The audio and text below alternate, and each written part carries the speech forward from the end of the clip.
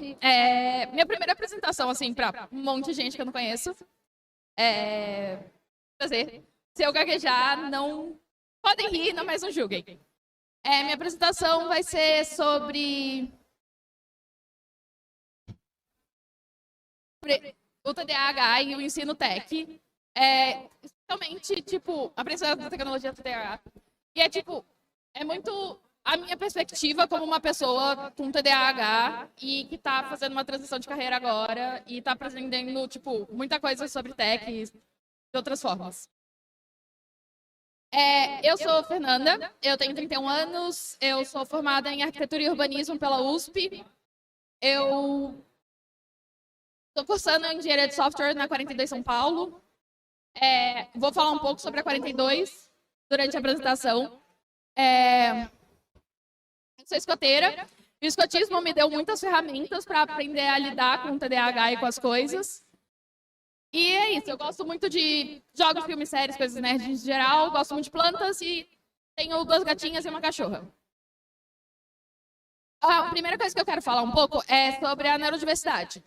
A neurodiversidade é justamente um conceito que ele é para a gente entender que todo mundo é diferente. E que não é por ter alguma coisa, algum transtorno que se faz ser diferente. Porque mesmo as pessoas que são neurotípicas, elas não são umas iguais às outras. Todo mundo é diferente. Essa mulher que estava ali, ela era a Judy Singer, ela é uma escritora, ela tem síndrome de Asperger, que é um tipo de transtorno do autismo, do espectro autista. E ela cunhou esse termo do neurodiversidade em 1998, foi a primeira pessoa a utilizar o termo, justamente para parar de meio que segmentar pessoas, entre aspas, normais e pessoas diferentes. Esse daí foi o capítulo que ela escreveu sobre o discurso de disability. Eu não consigo traduzir. Mas, enfim, é um livro escrito sobre transtornos e problemas de aprendizagem em geral. E foi quando ela cunhou o termo pela primeira vez. E aí é o conceito. E é isso. Qualquer um desses transtornos, ele não precisa de cura, porque ele não é uma doença. Ele é só uma forma diferente de lidar. A neurodivergência, quando a gente está falando muito das pessoas que são, entre aspas, diferentes, que elas não vão seguir um protótipo considerado normal da sociedade. Alguns desses transtornos são o TDAH, o TEA, que é o espectro autista, o desenvolvimento intelectual, de comunicação, específicos de aprendizagem e transtornos motores. São coisas que, de modo geral, atrapalham a vida em vários aspectos dela, especialmente, assim, quando você está crescendo e tentando passar pela escola e realmente ter esse aprendizado do que é considerado normal pela sociedade. Tá, minha experiência. Eu fui diagnosticada já adulta. Quando eu era criança, eu tinha muita dificuldade na escola, tinha muitos problemas de desenvolvimento gerais. Só que, sendo mulher, o TDAH ele é um pouco diferente. Ele tem o H, quando é mulher, quando é feminino, ele não é um hiperativo tradicional que fica mexendo, implicando e fazendo barulho o tempo todo. É muito, tipo, dentro de si.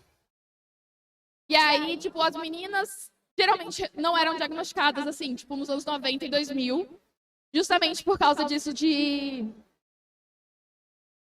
Não atrapalhava as pessoas externas, então não era tratado. Ninguém entendia muito o que acontecia, porque falavam que é só sentar e estudar, mas daí não consegue. Então eu tive muita dificuldade, assim, de entender o que estava acontecendo, até porque ninguém ao meu redor entendia. E aí, corta para depois que eu fui diagnosticada com 20 anos e comecei a tomar remédios. E eu comecei a tomar Concerta, e hoje em dia eu tomo Ritalina, mas é isso, o remédio ele não arruma, não te torna normal, porque não, como fala, tipo, o transtorno não é uma doença, então você não tem uma cura. Você tem coisas que vão te ajudar e tem coisas que, tipo, a sociedade vai tentar medicar para tentar esquecer, mas não existe, não acontece.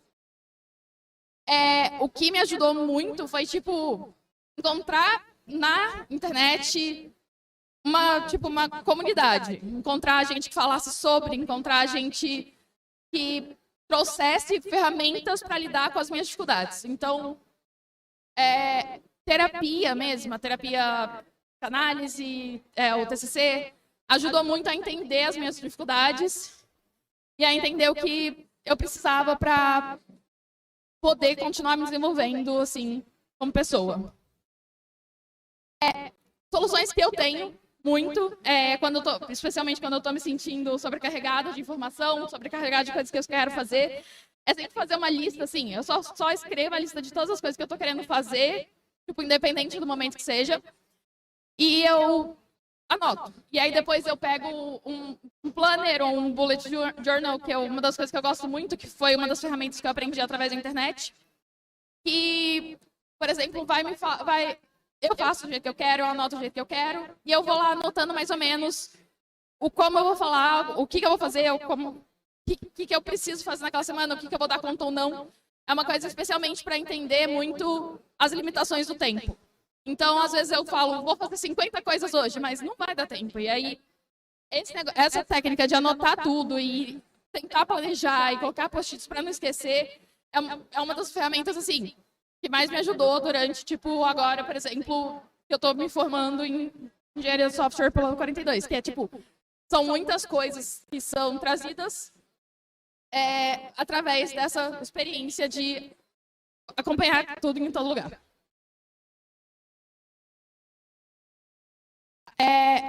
Uma das coisas é muito aceitar as limitações e limitação de tempo. Por exemplo, quando eu tenho uma crise de ansiedade, que é uma coisa muito comum nas pessoas que têm algum transtorno também, especialmente porque a gente não realmente se encaixa na sociedade. Então, a gente tem muita comorbidade que é dos transtornos, que é a depressão, a ansiedade, de modo geral. Pessoas com neurodivergentes têm mais frequência disso. Então, aceitar quando eu tô ansiosa, quando eu tô com uma crise depressiva, aceitar que aquele dia não vai ser produtivo, mas que tá tudo bem, que é melhor dar um passo de cada vez do que tentar dar uma sprint e só cair de cara no chão e não conseguir fazer mais nada. Isso aqui, por exemplo, é uma coisinha que pra mim faz muito sentido, que são fidget toys, são coisas para distrair, para deixar o meu sistema nervoso mais tranquilo. E também, tipo, isso de anotar. Anotar é muito importante. Muitas vezes eu não vou nem utilizar aquela anotação, mas quando eu anoto, ajuda o cérebro a processar a informação, que é uma das coisas que, como uma pessoa com TDAH, é uma das coisas que mais senti diferença de crescimento. Antes eu ficava muito, não, eu vou lembrar disso, eu vou lembrar daquilo outro. E aí chegava no fim do dia, eu não lembrava, e aí no outro dia eu ficava brava porque eu não tinha feito, porque eu não lembrei, porque teria dado tempo. A 42 São Paulo, ela é uma escola diferente de computação. Eu não sei se alguém aqui já ouviu falar da 42, mas ela traz, assim, uma forma nova de aprender. É uma forma muito similar com a do escotismo, porque tem o aprender a fazer, fazendo, e tem muita troca com a própria comunidade. Então, ela não tem professores, não é um lugar que vai ter alguém te dando aula falando o que você tem que fazer, quando você tem que fazer. É muito sobre você aprender a se comunicar e aprender a fazer o código de uma maneira limpa e, tipo, não é fácil. Mas, no final do dia, depois que você termina os projetos, aquilo fica, tipo, muito mais fácil. Você vai olhar um problema muito mais difícil do que o que você estava fazendo e você vai conseguir solucionar pelo simples fato do jeito que você teve que aprender. Então, assim, graças a 42 São Paulo que eu tô com coragem de vir aqui e falar. Eu sempre fui uma pessoa muito introvertida, sempre foi muito difícil para mim falar. Quando eu fui apresentar o meu TFG da faculdade, eu sofri muito, mesmo sendo só pessoas que eu conhecia. Então, assim, a 42 me ajudou muito a ser muito mais extrovertida do que eu era. Aí algumas dicas. Eu não faço ideia quanto tempo tem. Não sei se eu fui rápida demais ou não. Algumas dicas que eu tenho é, tipo, sempre anotar. Pensou que anotou o suficiente, anota de novo. Fazer terapia é uma coisa que eu recomendo a todo mundo. Tipo, você acha que você não tem problema? Faz terapia mesmo assim. É uma coisa que toda pessoa precisa. A gente passou por uma pandemia que, assim, ferrou a cabeça de todo mundo. A gente ainda está recuperando disso. Tem vários problemas sociais, a sociedade é muito complicada. Especialmente se você é uma pessoa neurotípica, a gente tem muita dificuldade de se encaixar e, através de terapia, vai ser o lugar mais seguro de você aprender a se conhecer e se tratar. E seja muito paciente consigo mesmo. Seja, tipo, tranquilo, respeita seu tempo, não se cobra tanto, que justamente como você não se encaixa na sociedade, é mais difícil. É mais difícil porque você acaba sofrendo mais.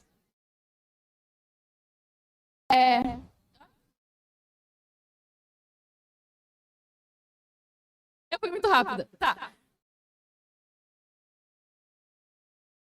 Você pode sempre procurar na internet. A internet tem muita informação.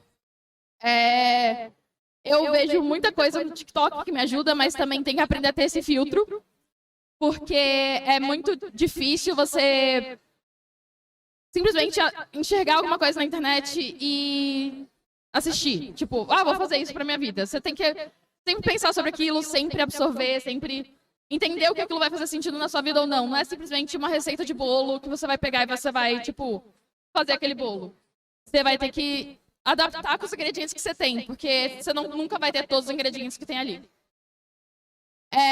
E uma coisa que a 42 me ajudou muito, especialmente, é esse negócio de, tipo, não tenha medo de pedir ajuda. Pedir ajuda é uma coisa muito importante para o desenvolvimento, é uma coisa que ajuda muito. Eu sei, pedir ajuda, mas ajuda você a entender que você não está sozinho. Você nunca... Todo mundo é diferente, então ninguém nunca está realmente isolado naquele problema. Todo mundo tem algum problema parecido de alguma forma.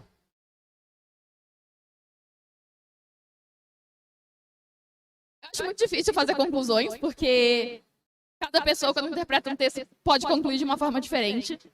Então, no meu trabalho final de graduação, eu tive muita dificuldade de fazer a conclusão, porque tem o que é pra mim e o que vocês absorveram. Então, as minhas conclusões, assim, sobre o que eu falei, super rápido, porque eu tenho TDAH e estou ansiosa, é isso, tipo, não existe receita perfeita, não existe nada que eu vou falar realmente vai servir pra todo mundo, não é uma coisa que vai funcionar. Todo mundo é diferente, mesmo dentro das neurodivergências. Tipo, cada um tem seu caminho, todos os caminhos são válidos, ninguém realmente precisa seguir a fórmula perfeita, não existe fórmula perfeita e cada um sempre vai se desenvolver do melhor jeito possível. E o negócio é tentar sempre ser respeitoso consigo mesmo e continuar o caminho. Ter paciência consigo e com os outros também é uma outra coisa. Tipo, é uma coisa que a gente às vezes até começa a criar paciência consigo, mas quer cobrar que o outro tenha desenvolvimento igual. Eu, por exemplo, fui diagnosticada com depressão em 2019, aí meu pai foi diagnosticado com depressão em 2021. E aí, no começo, ele tinha uma expectativa de lidar do mesmo jeito que eu, e aí foi tipo, são muitas coisas. Cada um vai lidar com o seu problema de forma diferente, por mais que seja o mesmo problema. Porque é isso, as neurodivergências, elas não são doenças. Doenças são coisas que têm sintomas e tratamentos similares. Você vai no médico, você vai estar com uma dor de cabeça, ele vai achar que é, e aí, enfim. E mesmo isso é difícil, tipo, realmente diagnosticar. Mas toda neurodivergência, tipo, vai ser diferente. E é isso, um passo atrás do outro, um passo de cada vez, é muito mais importante do que só sair correndo e cair de cara no chão. É isso, eu fui muito rápida. Eu esperava ter falado muito mais devagar, mas estou muito ansiosa e eu falei. Eu não sei se alguém tem alguma pergunta, alguma coisa que quer falar. Oi, me ouve? Parabéns. Acho que para a primeira, você falou primeira palestra, achei incrível. Você conseguiu se acalmar e fluiu bem. Eu não sei se vai ser exatamente uma pergunta, mas deixa eu dividir um pouco e aí você me conta o que você acha. Eu já tenho 40 anos, né? Sempre trabalhei com tech. Fui agora, por causa do meu filho, talvez meio que diagnosticado com algum tipo de TEA leve, mas eu já sou mais velho, então tá tudo bem, eu lido, tenho as minhas questões, mas tá tudo certo. Mas meu filho não encaixa em diagnóstico nenhum. Ele estuda na escola Waldorf, tem 7 anos e meio, e a gente vê ele mais para trás, assim, ele gosta muito de tecnologia, gosta de robótica, faz os projetos dele, mexe com as coisas, mas assim, não consegue ler, não consegue se concentrar para ler. A gente tenta puxar, porque a escola não puxa, né? A escola leva até o 3º ano sem ler e tá tudo bem. Mas o quanto é normal ou não, né? Porque uma coisa que quando você falou, eu pensei, neurotípicos e neurodiversidade, o que mais tem é gente com problemas ou com coisas, e não são pessoas diagnosticadas, né? Então eu fico em dúvida se você não é uma pessoa neurodiversa que está olhando para você mesma e, na verdade, todo o resto também está doente ou tem alguma questão. Porque o que você mais vê é gente com um monte de coisas, né? As pessoas não conseguem também evoluir. Enfim, então é meio que um comentário e uma pergunta junto. Obrigado.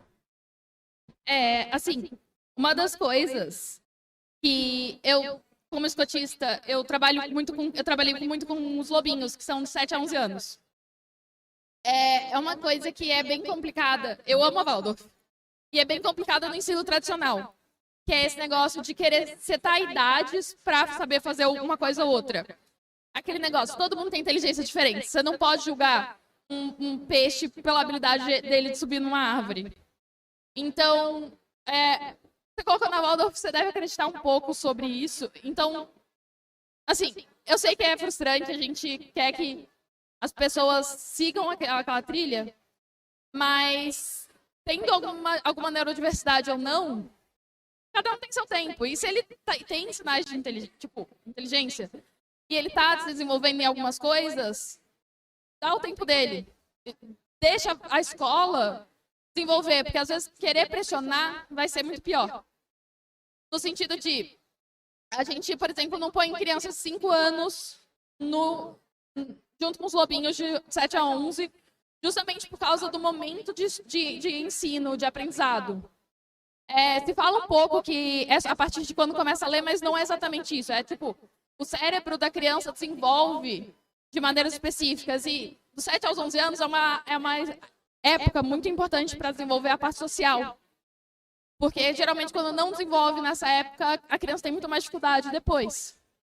Então, a gente quer colocar a criança numa caixinha de sentar na escola e ficar estudando, ficar aprendendo matemática, ficar aprendendo português. São coisas importantes, mas elas não são coisas, assim, tipo, muito significativas para a vida.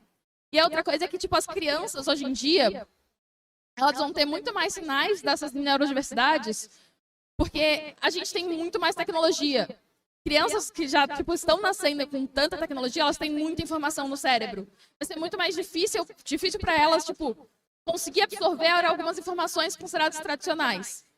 É que nem, por exemplo, sei lá, eu vi um vídeo de uma menininha de uns 9 anos que ganhou o CD da Taylor Swift e ela não conseguia abrir o CD, porque não conhece.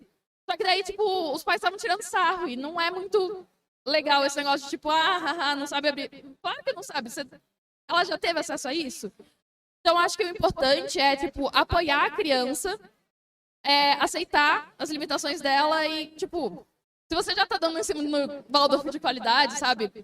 Confia. Eles sabem o que estão fazendo. Eles têm muito estudo por trás do ensino Waldorf.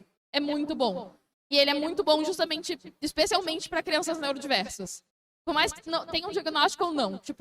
Então, o diagnóstico ajuda a achar nichos para você procurar ajuda. Mas ele não vai realmente resolver. Porque o diagnóstico de um transtorno não existe remédio. Então... Oi? Não.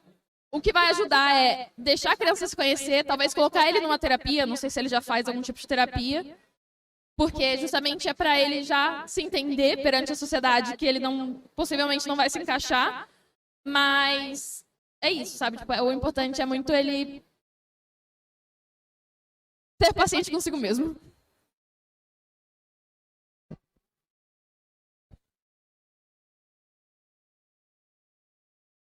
Alô, oi. Primeiro, muito bom. Prazer conhecer. Eu sou o Arthur, eu também tenho TDA, né? Tomo medicamentos faz um tempinho. E eu só queria ressaltar a parte que você falou de pedir ajuda, que eu acho que é muito importante. E é uma experiência incrível. Tipo, eu tinha muita vergonha antes de admitir que eu não conseguia prestar atenção, vergonha de pedir para repetir e tudo mais.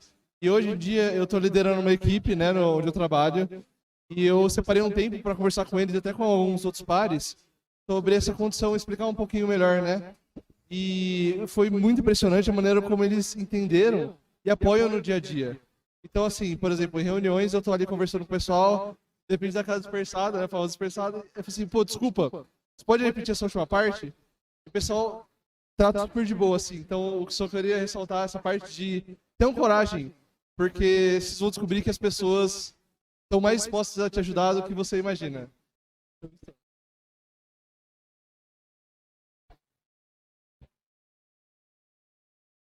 Eu esqueci, aqui tem meu contato, tem o QR Code, que tem minhas redes sociais, se alguém quiser entrar em contato depois. Alguém mais quer falar?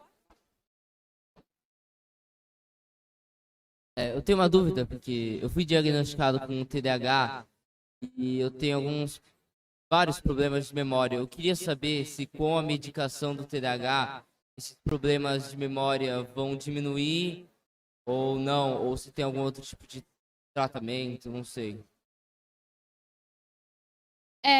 O remédio do TDAH, de modo geral, ele... O que acontece? O TDAH é como se a gente tem as sinapsezinhas do cérebro.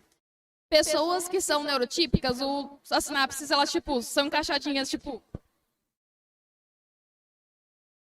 E aí, quem tem TDAH, as sinapses, elas são, tipo, ligeiramente tortas. E o remédio, ele vai, tipo, alargar esses caminhos para eles se conectarem melhor. Então, pode ser que melhore, pode ser que não. Para mim, o remédio do TDAH nunca realmente ajudou a memória. O que ajudou a memória foram treinamentos e terapia. No sentido de, eu fui para uma terapeuta de TCC e falei, eu não estou conseguindo, tipo, decorar as coisas, fazer as coisas. Porque existem muitos tipos de TDAH. Então, tem muitos tipos. Tem gente que tem TDAH e tem hiperfoco e consegue, tipo, estudar muito bem. Nunca fui eu. Eu nunca consegui estudar muito bem. Então, assim, o remédio vai ser também... Cada um vai ter um efeito. Eu recomendo, se você realmente foi diagnosticado, tentar conversar com o médico sobre as possibilidades, porque existem algumas variedades de remédio que podem ajudar.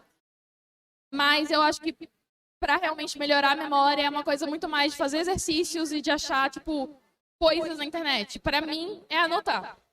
Anotar e, tipo, anota de novo, e anota de novo, e anota de outra forma, e coloca post-it, faz anotação. Eu trouxe um bloquinho de notas que eu nem peguei aqui para apresentar, com algumas informações que eu queria ter falado, eu falei sobre elas. Mas é isso, minha memória também não é uma memória boa. E a memória também pode estar muito ligada a problemas passados, tipo traumas. E isso também é uma coisa que é com a terapia, não existe remédio para consertar. Que é isso, a gente não é neurotípico, então não é exatamente consertar.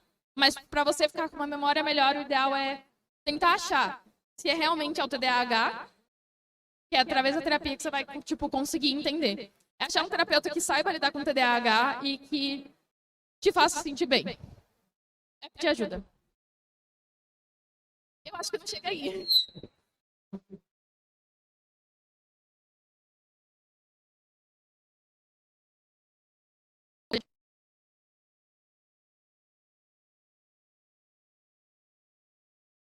Eu falo que eu não tenho ainda, mas eu acho que eu tenho. E eu achei muito legal a parte da palestra de todos estarem, vamos falar assim, eu moro bem no interior e o pessoal pensa que o TDAH é uma doença. Eu sou uma professora e eu sempre prego para os pais, né, que eles falam, ai, meu filho tem uma doença. E TDAH não é uma doença. Eu falo, gente, tem vários tipos de doença. Doença você poderia me falar? Seu filho tem uma diabetes, seu filho tem isso. Então, quem tem TDAH, eu também sou escrita. Porque eu falo, se eu estiver só lendo, eu não entendo nada.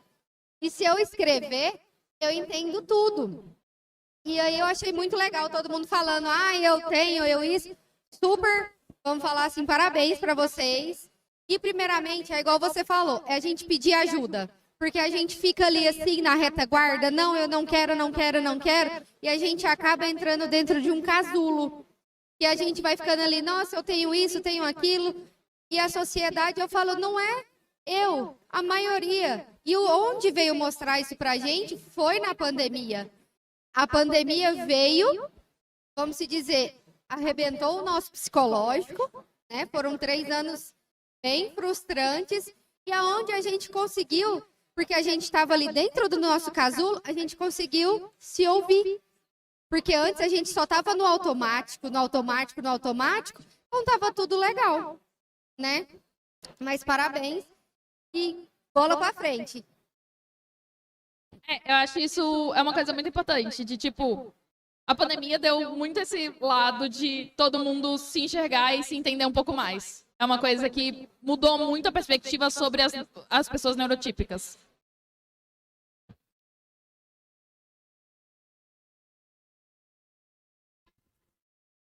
Cuidado com o cabo. É rápido, eu só queria agradecer, tá, pela palestra e tudo. Hoje em dia está se tornando cada vez mais comum, certo? Mas não é porque foi inventado agora, sempre existiu, só está ganhando espaço de discussão, certo? E eu posso falar como alguém que também já sofreu com todas essas menções e mais de vida, que no final do dia tem tratamentos diferentes, cada um tem o seu jeito de lidar, mas parece que sempre são as mesmas histórias, não é? Todo é entrelaçado, todo mundo sofreu do mesmo jeito, todo mundo não conseguia se encaixar. E aí, quando você via todas aquelas, por exemplo, aquelas criancinhas sentadas e comportadas na escola e você não consegue se encaixar naquilo, você se joga para baixo. Então, eu acho muito importante esse espaço de discussão e tudo mais. E que bom, parabéns, continue fazendo o que você faz. Você dá voz para todo mundo que tem que lidar com isso, infelizmente, ou felizmente também, depende do ponto de vista, mas eu não vejo isso como uma maldição.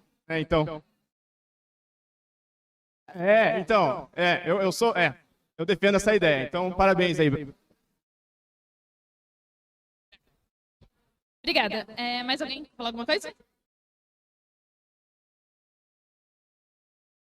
Eu tenho um filho de 3 anos que tem TEA e eu estou me formando professora para suprir uma necessidade que talvez, estou bem na caixa, né? Que talvez ele terá no futuro, né? Essa necessidade. E eu queria perguntar para quem falou que tem o diagnóstico, como professora, como eu posso ajudar os meus futuros alunos a enfrentar isso, a ser um trampolim para ele ir mais longe, enfim. Primeiro, parabéns por já diagnosticar seu filho tão cedo. É uma coisa que muitos pais não fazem de olhar. É o que o moço falou, a neurodiversidade sempre teve aí, só que a gente sempre empurrou muito com a barriga. Sempre foi uma coisa muito tipo, corre, vai. Muito menos, tipo, com cuidado. Segundo, parabéns por estar se formando como professora. É uma profissão, assim, que eu tenho muito respeito. Como uma pessoa do escotismo, como escotista, eu vejo que existem muitas dificuldades que você vai ter. Uma delas vai ser sempre lidar com os pais. Então, vai ser sempre muito difícil quando você notar que uma criança tem dificuldade. E você tentar falar com os pais e os pais negarem. Especialmente porque existe muito tabu ainda. Está se falando muito sobre as neurodiversidades, mas ainda, tipo, meio que nossa, meu filho não. Então, é muito difícil. Eu acho que, assim, durante o ensino médio, eu tive professores maravilhosos. Eu não tinha diagnóstico ainda. Eu tinha muitas dificuldades de atenção, de aprendizado. E eu tive professores maravilhosos que tiveram muita paciência. E eu acho que é isso que os professores podem mais fazer. Eu acho que você nunca vai conseguir pegar para tratar uma criança, para colocar ele numa terapia, para colocar ele para ir tomar remédio. Você sempre pode tentar falar com os pais, mas é aquele negócio, educação não se dá na escola, educação se dá em casa. E a mesma coisa, o tratamento, a escola nunca vai realmente conseguir tratar. Você vai poder tentar dar o apoio, dar um suporte, mas você também não vai conseguir realmente ajudar completamente aquela criança, especialmente porque muitas vezes o suporte que você vai dar na escola, ela não vai ter em casa e vai criar uma confusão. Mas não estou falando para também não dar suporte. O que eu estou falando é, dá o suporte que você puder, mas também não tenta ser super-heroína, porque senão vai ser desgastante para todo mundo envolvido. E aquilo não necessariamente vai dar frutos positivos. Eu acho que, realmente, o importante é paciência e tentar. Tentar ajudar da forma que você puder, porque cada criança vai ser uma, cada história é uma. Às vezes vai ser uma criança que precisa ser deixada quieta, às vezes vai ser uma criança que vai precisar de uma atenção extra. Eu fui ativa durante, acho que, 7 anos com crianças, 7 a 11 anos. Hoje em dia eu estou um pouco afastada, porque é isso, eu resolvi fazer uma transição de carreira e juntou com a pandemia e juntou com terminar a faculdade, então eu estou afastada faz um tempo. Mas é sobre entender a necessidade de cada criança. Essa é uma coisa que você vai levar para casa, provavelmente você vai ficar pensando sobre. Às vezes você pode achar coisas na internet. Tipo, essa criança tem essa dificuldade e tal. Por exemplo, essa criança não para quieta. Acha um brinquedinho. Tipo, isso aqui é uma fidget toys, que eles chamam. Eu não sei se tem um nome em português. Mas é uma das coisas que mais ajuda. Tipo, tanto crianças com TEA quanto crianças com TDAH. Esse aqui também, que é de morder. Quando eu estou ansiosa, eu fico mordendo. E é uma coisa que, tipo, antes da pandemia, eu nem consideraria pegar um negócio pra ficar mordendo. Eu tenho bruxismo, eu tenho, tipo, maxilar é todo travado de ansiedade e tal. E nunca tinha passado pela minha cabeça isso antes da pandemia. Então, fidget toys são coisas que ajudam muito. A criança, ela tá muito introspectiva, ela não está interagindo com as outras crianças. Acha alguma outra forma, tipo, interage um pouco com a criança, toma esse tempo. Tipo, foi muito importante para mim o que os meus professores fizeram. Tipo, de acreditarem em mim, de não desistirem de mim. Mas, no fim do dia, você não vai conseguir salvar nenhuma criança. Você vai só poder fazer o que você pode e ter paciência. É tudo que eu posso falar. Tipo... Mais alguém? Tá bom. Muito obrigada, gente. Podem mandar e-mail se quiserem.